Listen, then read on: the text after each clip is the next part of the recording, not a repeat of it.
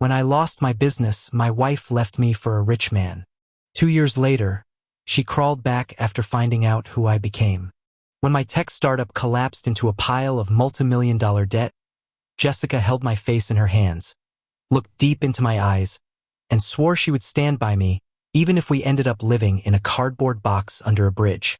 She said it with such sincerity that I believed every single word. But exactly 6 months later, I walked into our cramped, rented apartment to find half the furniture gone, her keys on the kitchen counter, and a note beside them. In it, she wrote that she needed space to breathe, that she was exhausted by my constant depression, and that she wasn't willing to waste her youth on a man who had become a total failure. Andrew, the man she replaced me with just 3 weeks later, was 25 years older than me. He owned a massive logistics corporation and possessed the kind of generational wealth that made my previous success look like pocket change. I was 29, completely destroyed, broken, and morally crushed. While I was literally counting coins at the supermarket just to buy a pack of pasta on sale, Jessica was posting photos on social media flashing a huge diamond on her finger and vacationing on yachts in St. Tropez. This betrayal didn't just break my heart, it completely rewired my brain.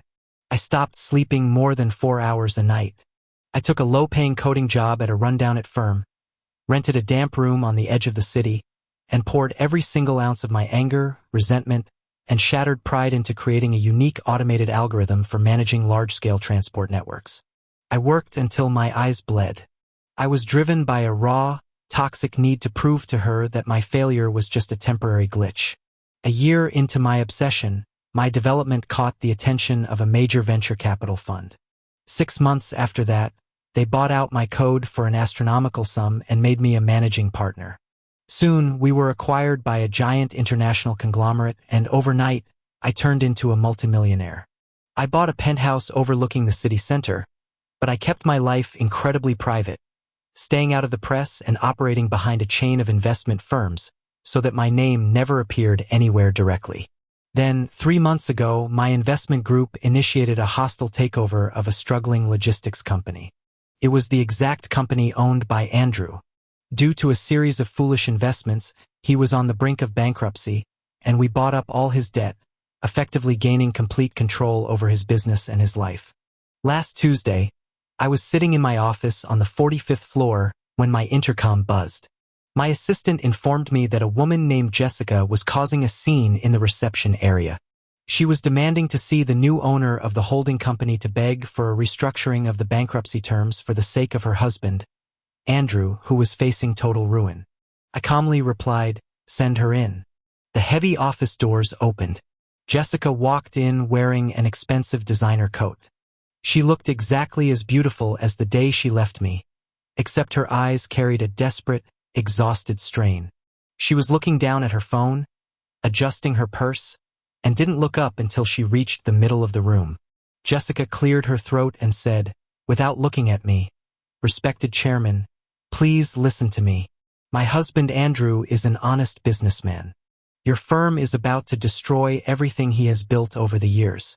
I beg you to look at our counterproposal." I slowly spun around in my leather chair to face her, leaned back against the seat, and let the silence stretch between us until the air felt heavy. "My algorithm doesn't care about honest businessmen, Jessica. And frankly, neither do I said quietly. She froze. In that exact second, all the color drained from her face, leaving her deathly pale.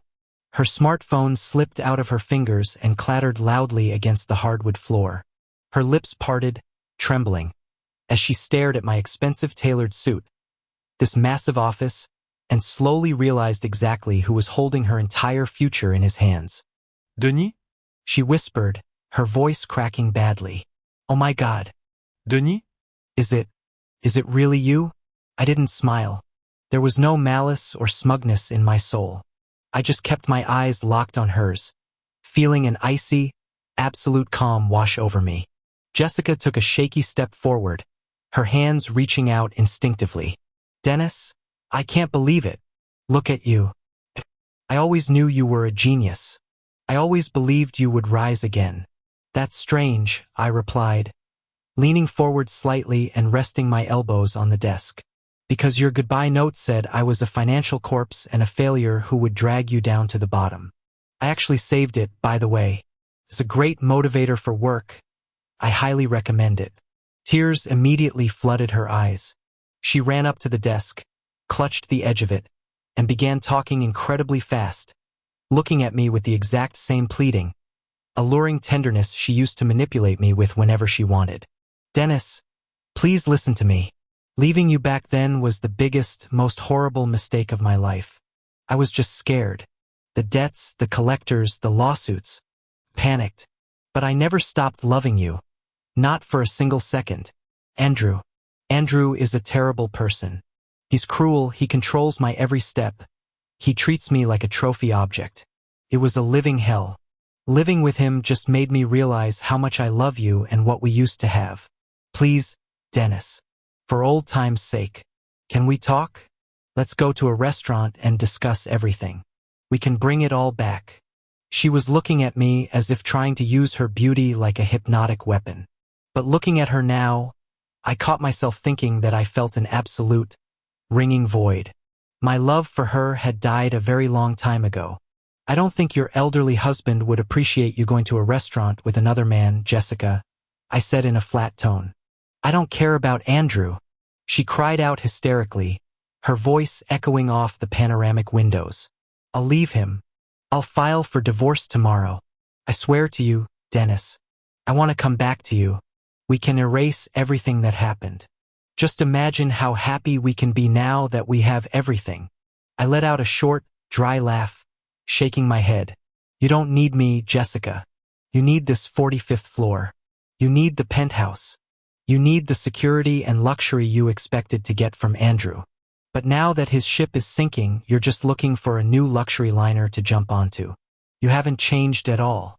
She fell to her knees right there on the expensive rug in front of my desk, sobbing openly.